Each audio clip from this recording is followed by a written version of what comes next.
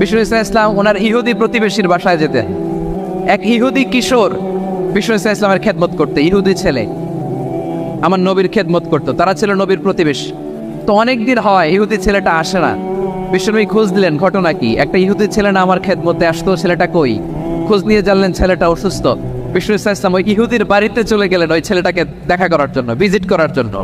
সুবহানাল্লাহ পড়বেন না?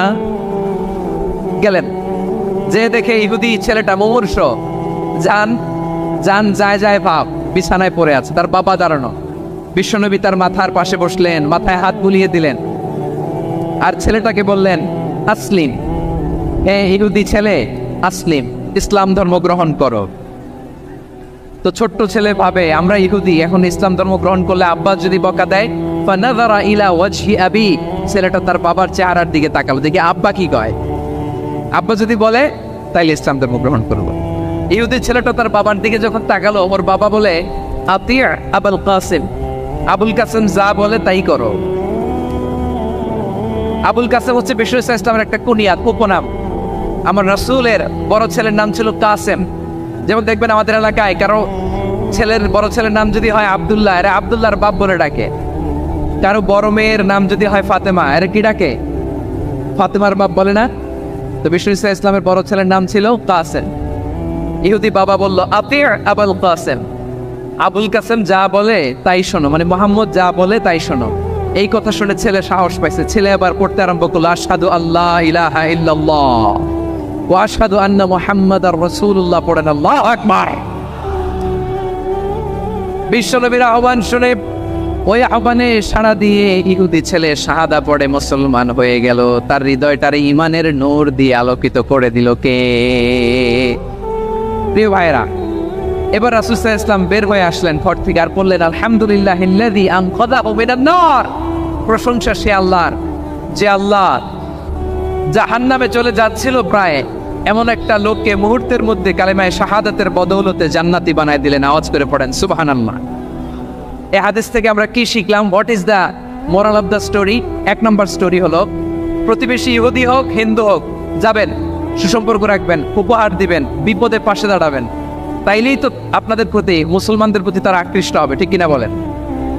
আপনি যদি হিন্দুদের সাথে বৌদ্ধদের সাথে নাই মিশেন, নাস্তিকের কাছে নাই যান, তো ইসলামের সৌন্দর্যটা ওরা বুঝবে কেমনে?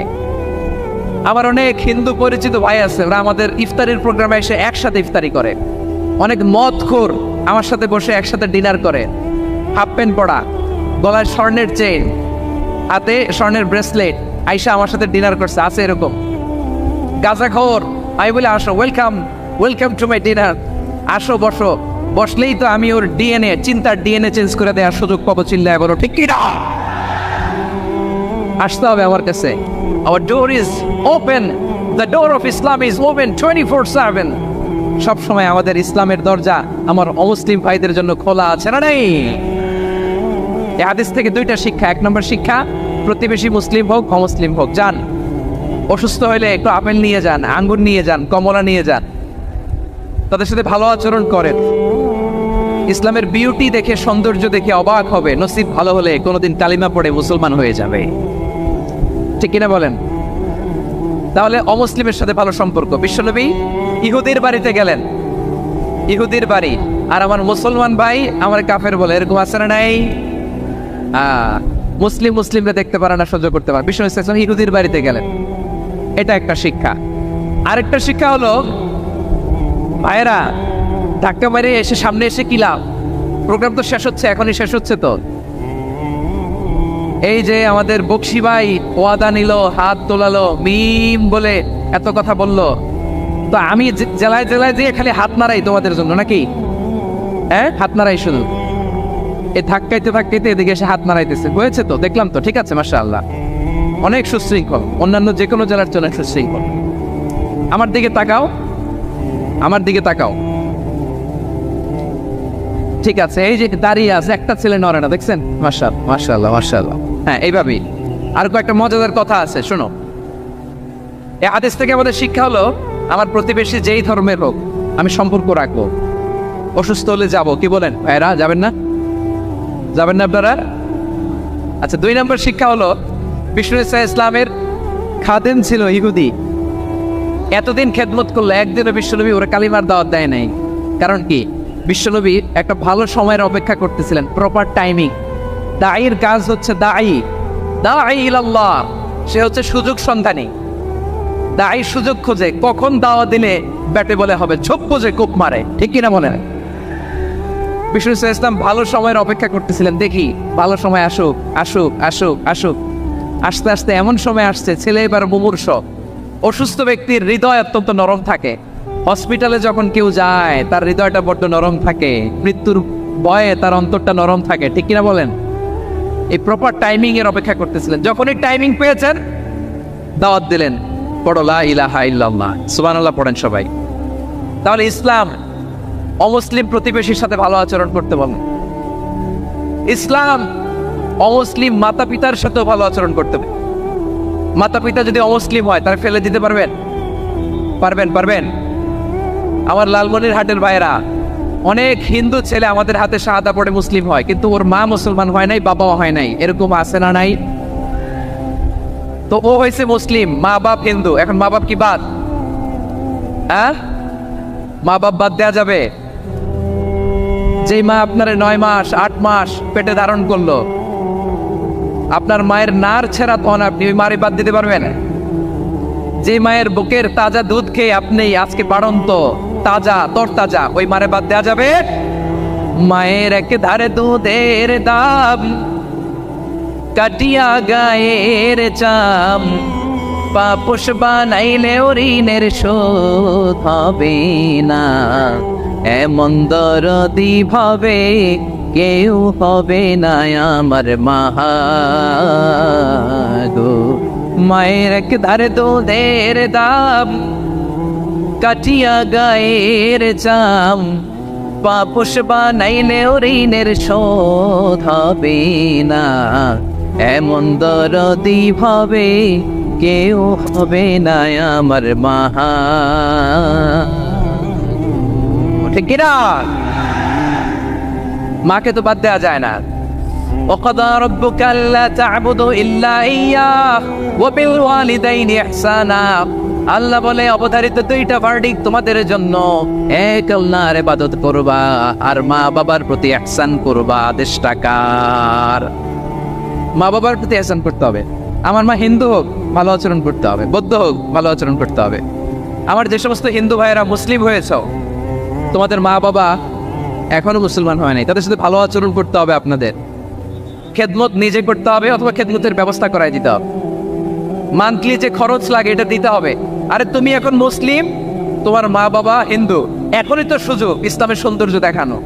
এখন মা বাবা যদি দেখে আরে এটা হিন্দু থাকতে তো বদমাইশ ছিল, বেয়াদব ছিল, কি এমন ধর্ম সে গ্রহণ করলো যেটা গ্রহণের সাথে সাথে সে পাল্টে গেল? কি এমন ধর্ম সে গ্রহণ করেছে যেটা তার জীবনকে আলোকিত করে দিয়েছে? নসিব ভালো হইলে তারাও কালিমা পড়ে মুসলমান হয়ে যাবে। বিষ্ণু ইসলামের স্ত্রীর নাম ছিল আয়েশা রাদিয়াল্লাহু তাআলা আনহা, আবু বকর রাদিয়াল্লাহু তাআলা আনহুর মেয়ে। আবু বকর রাদিয়াল্লাহু তাআলা আনহুর আরেক মেয়ের নাম হচ্ছে আসমা। কি না? দুজনই আবু বকর রাদিয়াল্লাহু তাআলা আনহুর মেয়ে, আসমা আর আয়েশা। নাম দুটো কেমন লাগে? আসমা নামটা কেমন লাগে? আয়েশা নামটা কেমন লাগে? সবার ভালো লাগে নাই? নাম দুটো আপনাদের ভালো লাগে? লালমনিরহাটে অনাগত যদি কন্যা সন্তান হয়, যদি মনে চায় আসমা রেখে দিতে পারবেন, যদি মনে চায় আয়েশা রেখে দিয়েন। দেশে বিদেশে এয়ারপোর্টে রাস্তাঘাটে শুধু বলে হুজুর একটা নাম দেন, আমার ছেলের একটা নাম দেন, মেয়ের একটা নাম দেন। তেমন মনে আছে যশোরের 8 দিনের মাহফিলে আমি 1-2টা নাম দিয়েছিলাম। আজকে লালমনিরহাটের এই প্রোগ্রামে কন্যা সন্তান যদি হয় 2টা নাম দিলাম, আসমা কিংবা আয়েশা। ইনশাআল্লাহ পড়েন। দুজন বোন, এক মায়ের নাম, বাবা এক মা 2জন। আয়েশা রাদিয়াল্লাহু তাআলা আনহার মায়ের নাম উম্মে রুমান, আর আসমা রাদিয়াল্লাহু তাআলা আনহার মায়ের নাম কুতাইলা বিনতে আব্দুল উজ্জা। আবু বকর রাদিয়াল্লাহু তাআলা আনহু 4টা বিয়ে করেছিলেন। তো একই ঘটনা ঘটেছে এই ফ্যামিলিতে। আসমা ইসলাম ধর্ম গ্রহণ করে মুসলিমা, কিন্তু তার মা কুতাইলা মুশরিকা। আই রিপিট, বোঝার জন্য আমি আবারও বলি, আসমা রাদিয়াল্লাহু তাআলা আনহা মুসলিমা, আর আসমার মা কোতাইলা, আওয়াজ করে বুঝে থাকলে বলেন, আসমার মা মুশরিকা। তার মানে মেয়ে মুসলিম, মা মুসলিম, বেজাল আছে না নাই? কিন্তু কোতাইলা আর ধৈর্য ধারণ করতে পারে না। নার ছেড়া ধন, কলিজার টুকরা ধন, কলিজার টুকরা সন্তান আসমারে দেখতে বড্ড মন চায়। সাইয়েদনা আসমা রাদিয়াল্লাহু তাআলা আনহা মক্কা থেকে হিজরত করে মদিনায় চলে গেলেন। হুদাইবিয়ার পর যখন মক্কা মদিনার ট্রাফিক স্বাভাবিক হলো, মক্কার লোক মদিনায় যায়, মদিনার লোক মক্কায় আসে। কোচাইলা কলিজার টুকরা সন্তান আসমারে দেখার জন্য কিছু উপহার নিয়ে বিশাল মরুপথ পাড়ি দিয়ে মক্কা থেকে মদিনায় যায়। সুবহানাল্লাহ বলেন। এখন মা আসছে মেয়ের সাথে দেখা করতে, মেয়ে তো আর দেখা দেয় না। মেয়ে ভাবছে আমার মা তো মুশরিকা, অপবিত্রা, তার সাথে কি দেখা দেয়া যাবে? বিশ্বনবীর দরবারে চলে গেলেন। সুবহানাল্লাহ বলেন। কি সৌভাগ্যবান ছিল তারা, মাসলা জানার দরকার হলেই নবীর দরবারে চলে যেত। ঘরে বউয়ের সাথে ঝগড়া হলে নবীর দরবারে চলে যেত। অনেক সাহাবী বলে আমার পেটে ক্ষুধা লাগলেও আমি নবীর কাছে চলে যেতাম, কারণ নবীর চেহারার দিকে তাকালেই আমার পেটের ক্ষুধা মিটে যেত। সাইয়েদনা আসমা রাদিয়াল্লাহু তাআলা আনহা বিশ্বনবীর কাছে চলে গেলেন, যে বললেন ইয়া রাসূলুল্লাহ, হে ইয়া হাবিবাল্লাহ, ইন্না উম্মি কাদিমাতুন ইলাইয়া ওয়া হিয়া রাগিবা। আমার মা মক্কা থেকে অনেক দূর মরুর পথ পাড়ি দিয়ে উপহার সামগ্রী নিয়ে মদিনায় আমার সাথে দেখা করতে এসেছে গো নবী। আমার জানতে বড্ড ইচ্ছে হয় আমি আমার মুশরিকা মাখা করতে পারবো কিনা। আফা আসিলুহা, আগে যেমনি আমি আমার মায়ের সাথে ভালো আচরণ করতাম, যেমনি আমি আমার মায়ের সাথে সদাচরণ করতাম গো নবী, এখন আমি মুসলিমা, মা মুশরিকা, এখনো কি আগের মতো সদাচরণ করতে পারবো নাকি? বিশ্বনবী বললেন নাম সিলিহা, আরে আসমা, অবশ্যই অবশ্যই, আগে ঠিক যেমন তুমি তোমার মায়ের সাথে ভালো আচরণ করতে, এখনো তেমনি আগের মতো ভালো আচরণ করবা। আওয়াজ করে পড়েন সুবহানাল্লাহ। কি ইসলাম আমরা পেয়েছি! কত ব্রড মাইন্ডেড আমাদের ইসলাম, কত ওপেন মাইন্ডেড ইসলাম, কত ওপেন আপ করতে পারে, চিন্তা করতে পারেন। বিশ্বনবী বললেন হ্যাঁ অবশ্যই, নাম সুলিহা, আগে যেমনি ভালো আচরণ করছো আসমা, এখন ওইরকমই করো, পারলে আরো বাড়াই করো। সুবহানাল্লাহ বলেন। তাহলে আমার যে হিন্দু ভাইয়েরা, হিন্দু বোনেরা, ইমানের বদৌলতে দৌলতে আপনি ধন্য হয়েছেন, আপনার আম্মা আব্বা এখনো মুসলমান হয় নাই, তাদের জন্য দোয়া করেন, তাদের জন্য দোয়া করেন, আল্লাহ যেন তাদেরকেও ইমানের দৌলত দান করে। আমরা সবাই পড়ি আমিন, আরো জোরে পড়েন আমিন। এখন বলেন, ইসলাম কি ন্যারো মাইন্ডেড রিলিজিয়ান না ব্রড মাইন্ডেড? লালমনিরহাটের যুবক ভাইরা আওয়াজ করো, ইসলাম কি ন্যারো মাইন্ডেড না ব্রড মাইন্ডেড? কতটা ব্রড মাইন্ডেড দেখেন। বিশ্বনবী সাল্লাল্লাহু আলাইহি সাল্লাম অমুসলিমরা যদি নবীকে উপহার দিত, ওই উপহারও বিশ্বনবী গ্রহণ করতেন। সুবহানাল্লাহ পড়েন। আপনার অমুসলিম বন্ধু যদি উপহার দেয়, সেটাও আপনি নিতে পারবেন, যেটা নেওয়া জায়েজ। কিন্তু আপনার বন্ধু যদি আপনার মদের বোতল দেয়, নিতে পারবেন? হ্যাঁ, মদের বোতল দিলে পারবেন। আপনার বন্ধু যদি আপনার পর্ক দেয়, পর্ক, শুকরের গোশত মিশ্রিত কোনো খাবার, ওটা নিতে পারবেন না। হালাল যে কোনো জিনিস নিতে পারবেন। বিশ্বনবী সাল্লাল্লাহু আলাইহি ওয়াসাল্লাম অমুসলিমদের দেয়া হাদিয়া গ্রহণ করতেন। কেমন নবী ছিলেন? আমার নবীরে চিনে নেন, আমার নবীর অ্যাটিটিউড জেনে নেন। বিশ্বনবী সাল্লাল্লাহু আলাইহি ওয়াসাল্লাম যখন কোনো জনপদে যেতেন, 3টা অপশন নিয়ে যেতেন। প্রিয় ভাইয়েরা আওয়াজ করে বলতে হবে, কোনো জনপদে গেলে আমার নবীর অপশন থাকতো কয়টা? আমার মতো 3 আঙ্গুল উঁচু করে দেখান আর বলুন, আমার নবী কোনো জনপদে গেলে কয়টা অপশন নিয়ে যেতেন? 1 নম্বর অপশন আসলিম তাসলাম। নতুন এলাকায় গেলে বলতেন আসলিম তাসলাম, ইসলাম ধর্ম গ্রহণ করো, শান্তিতে থাকবা, আমার ভাই হয়ে যাবো, আমরা ভাই ভাই, ইসলাম মানো, আমরা ভাই ভাই। অপশন নাম্বার কত? 1। যদি বলে না ইসলাম মানবো না, ওকে, অপশন নাম্বার 2, মুসলিম হওয়ার দরকার নাই, লা ইকরাহা ফিদ্দিন, ইসলামে কোনো বাড়াবাড়ি নাই। খ্রিস্টান আছো থাকো, বৌদ্ধ আছো থাকো, ইহুদি থাকতে চাও থাকো, কিন্তু আমরা যেহেতু রিজিওনাল সুপার পাওয়ার, আমাদের আন্ডারে থাকো, ট্যাক্স দিয়া থাকো, এটার বলে জিজিয়া। আলেম যারা আছেন বুঝবেন, এটার আরবিতে কি বলে? জিজিয়া। You pay us the tax, we will give you the security. তোমরা ট্যাক্স দিবা, আমরা সিকিউরিটি দিব, আমাদের আওতায় থাকবা, কেউ তোমাদেরকে আক্রমণ করতে পারবে না, আমরা নিরাপত্তা দিব। সুবহানাল্লাহ বলেন। এটা অপশন নাম্বার কত? আচ্ছা, বুঝে থাকলে বলেন 1 নাম্বার অপশন কি ছিল? ইসলাম। ইসলাম মানো শান্তিতে থাকবা, ভাই ভাই, আমরা ভাই ভাই। অপশন নাম্বার 2, ট্যাক্স দাও, আমরা নিরাপত্তা দিব, মুসলিম হওয়া লাগবে না। এখন 1 নাম্বারও মানে না, 2 নাম্বারও মানে না, মুসলিম হবো না, ভালো খ্রিস্টান থাকো, ট্যাক্স দাও, আমরা সিকিউরিটি দিব না, এটাও মানে না। বিষ্ণু বলেন তাহলে তলোয়ার আমাদের আর তোমাদের মাঝে ফয়সালা করবে, মুসলিমও হওয়া না, ট্যাক্স দিবা, নিরাপত্তা দিব, আমরা সুপার পাওয়ার, আমাদের আন্ডারে থাকবে, এটাও না। তাহলে তোমাদেরকে তো আমরা বিশ্বাস করতে পারি না, কখন না কখন বিশ্বাসঘাতকতা করো, কার সাথে মিলে হাত মিলাও, তলোয়ার আমাদের মাঝে ফয়সালা করবে। তখন তিনি জেহাদের সশস্ত্র সংগ্রামের ঘোষণা দিতেন। সুবহানাল্লাহ পড়েন। দেখেন, পশ্চিমারা জেহাদকে এইভাবে চিত্রায়িত করে না। ওরা জেহাদ বলতে বোঝায় তলোয়ার, হাত কাটো, গলা কাটো না। জেহাদ সশস্ত্র সংগ্রাম 3 নম্বরে। অধিকাংশ ক্ষেত্রেই বিশ্বনবীর সুন্দর আচরণ দেখে, আরে আমার নবীর যে নুরানি চেহারা, অনেকে তো কেবল সির্ফ চেহারাটা দেখেই কালিমা পড়ে মুসলমান হয়ে গিয়েছে। যারা মুসলিম হয় নাই তারা তাদের ইসলামেই বলবৎ ছিল, ট্যাক্স দিয়ে ইসলামের আন্ডারে ছিল।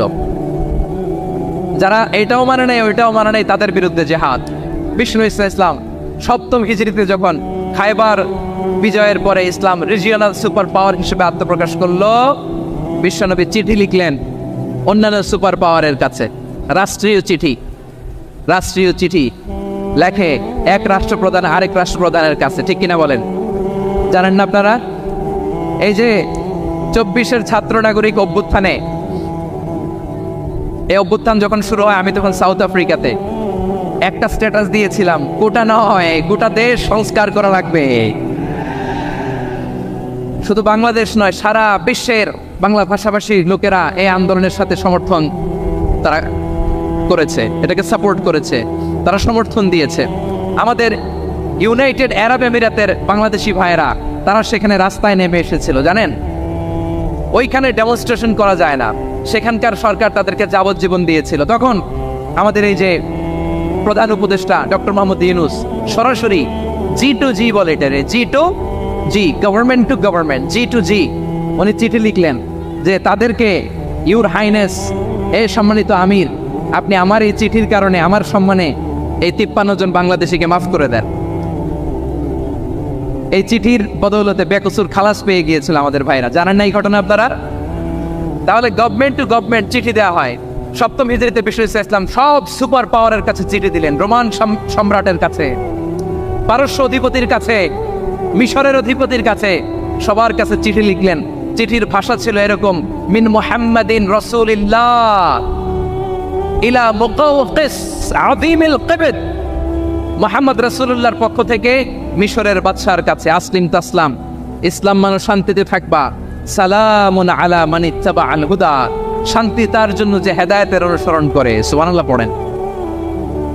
তো এই চিঠি অনেকে ভালোভাবে রিসিভ করেছে, অনেকে এই চিঠি পাওয়ার পরে নবীর কাছে আবার ইন রিটার্ন উপহার পাঠিয়েছে।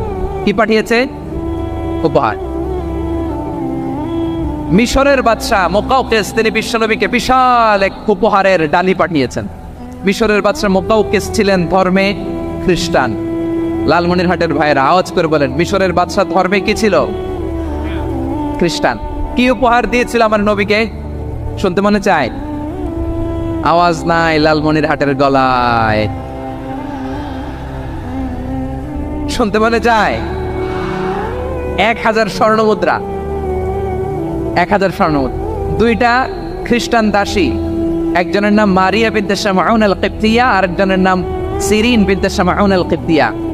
একজন খ্রিস্টান দাস 20 থান কাপড় জামা বানানোর জন্য, আমরা নবী যেন সেলাই করে জামা বানাতে পারে, এজন্য 20 থান কাপড়, 20 থান ফাইন গার্মেন্ট। সুবহানাল্লাহ পড়বেন না? এরপরে একটা গাধা যেটার নাম ছিল রুফাইর, আর একটা খচ্চর, এটার নাম ছিল দুলদুল। খচ্চর চিনেন?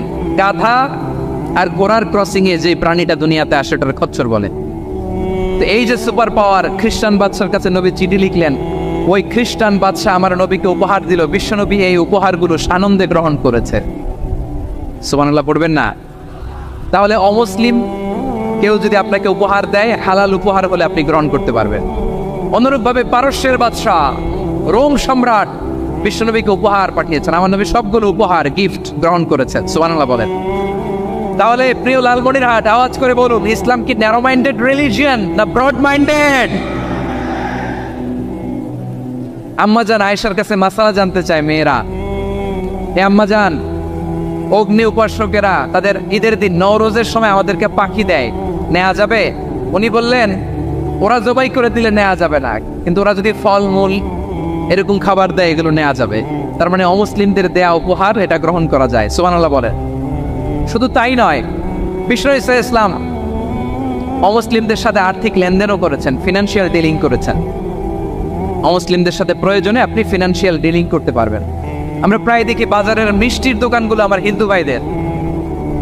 লালমনিরহাটে মিষ্টির দোকান, দইয়ের দোকান কারা চালায়? হিন্দুরা চালায় না।